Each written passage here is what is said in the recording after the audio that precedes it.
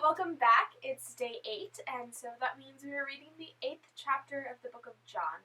This entire chapter, Jesus is talking at the temple courts, and he's explaining himself mostly, and the people really don't get it.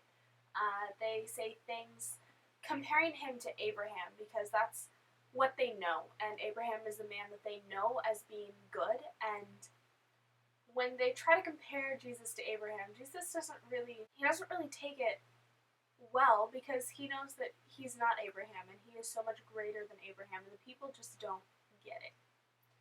So I had a ton of stuff that spoke to me today, but I'm only going to pick out 2 verses because I don't want to make this video take forever, and I really want to give you guys a lot of space to tell me what spoke to you. Verses 25 and 26 say, "Who are you?" they asked. "Just that I've been claiming all along," Jesus replied. "I have much to say in judgment of you, but he who sent me is reliable, and what I have heard from him I tell the world." Jesus is who he says he is. He is never dishonest about who he is. He can't be. By nature, he is flawless and perfect. Therefore, he doesn't lie about who he is. When Jesus says he's the Son of God, he is. I think that the Pharisees and those who are listening are so confused because not only is it extremely blasphemous for someone to claim that they're the Son of God, but it's just not something that they've seen before, experienced before, and they have no way to handle it. The other verse that I'm going to share today is verse 47. "He who belongs to God hears what God says.